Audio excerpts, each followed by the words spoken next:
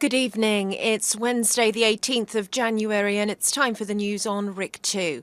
A three-day meeting of technocrats got underway today in the Swiss mountain resort of Montpelleron in a bid to draft a working document on security issues to be considered at a new conference on Cyprus.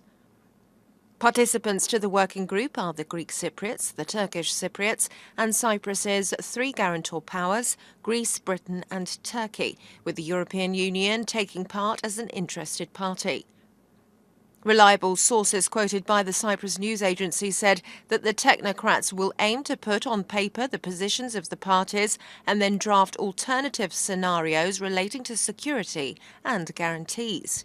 The sources also said that there will be no negotiation as such on the issues at hand.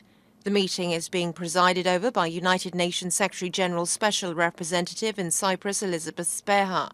Special Advisor to the UN Secretary-General, Espan Barth Ida, who is currently in Davos, may join the meeting later. President Anastasiadis has said that the result of the Montpelleron Working Group meetings will depend on Turkey's will. He expressed the hope that through the dialogue that begins, proposals will be submitted that will lead to overcoming one of the most significant problems in the process for a Cyprus solution. Anastasiadis added that Cyprus has prepared sufficiently for the group's talks in Montpelleron and in full coordination with the Greek government, adding that he has been in daily communication with the Greek Prime Minister. Commenting on criticism by small centre parties, Anastasiadis said that positions of principle and decisions on the procedure of the talks are two separate issues. He assured that no one needs to be worried regarding positions of principles in the negotiations and appealed to those expressing disagreements to unite in order to achieve the common goal, which is to rid Cyprus of Turkey's occupation. Government spokesman Nikos Christodoulidis has said that the Montpelleron Group will prepare a working document which will clarify the possibilities on next moves in the process for a Cyprus settlement.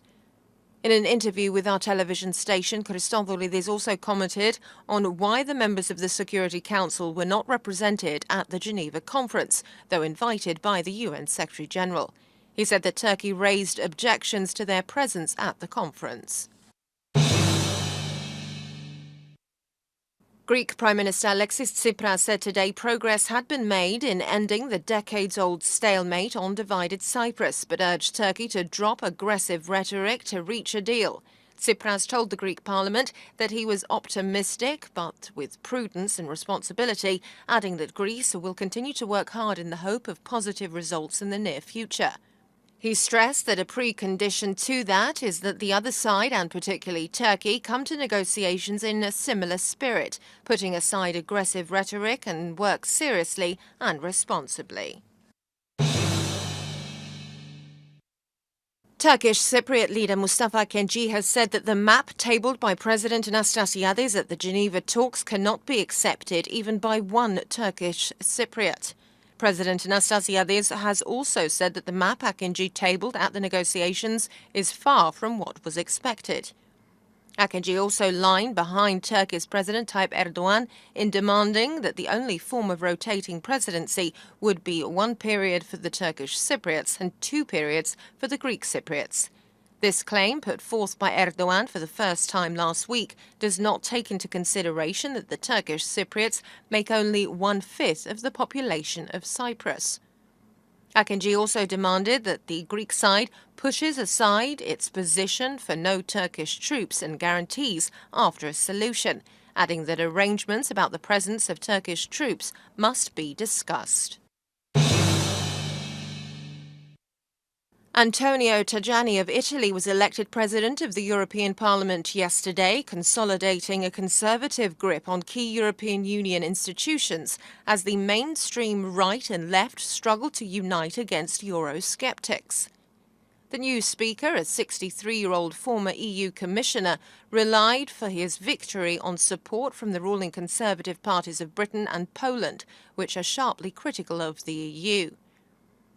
To get their final backing, Tajani issued a statement saying solutions to the EU's problems are not found in more and more Europe, an unusual remark for a president of an institution that has traditionally been a bulwark of EU integration. But he also said solutions are not to be found in blowing up the EU project. Tajani, a former journalist, succeeds German Social Democrat Martin Schulz at a time of crisis for the EU, with Britain pursuing Brexit and both Russia and the United States assailing the Union. Greek Prime Minister Alexis Tsipras has said that Greece will conclude the second review of its bailout progress without legislating new austerity measures beyond 2018, when the aid programme ends. He told Parliament that the programme will be concluded and that no additional measures will be needed to be legislated upon for beyond its end. Athens wants a fast conclusion of the review to be included in the European Central Bank's bond buying programme, which would pave the way for its return to bond markets. But the review has stalled due to differences among its official creditors, the European Union institutions and the International Monetary Fund, over the country's ability to meet fiscal targets beyond 2018. Nigeria's Air Force killed at least 52 people and injured 120 in an airstrike on a refugee camp in the country's northeast. The country's military said it was a tragedy, as the strike was meant to target Boko Haram militants. Médecins Sans Frontières said the strike occurred in Ran in Borno State, the epicenter of the jihadist group's 7-year-long bid to create an Islamic caliphate. An Air Force officer who said it was too early to determine the cause of the incident told journalists an unknown number of civilians had been killed and that humanitarian workers from MSF and the international community of the Red Cross were among the injured. An ICRC spokeswoman said 6 Nigeria Red Cross members were killed and 13 wounded.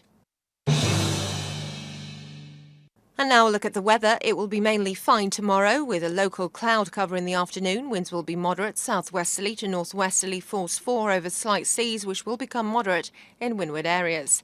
Temperatures will reach 17 Celsius inland, 18 in coastal areas, and 9 over the mountains. It will be partly cloudy on Friday and Saturday, with cloud cover at times. Temperatures will drop slightly. The depth of snow is 75 centimetres on Mount Olympus and 65 over the Troodos Square. That's all for today. Join us tomorrow again for more news in English. Have a very good evening.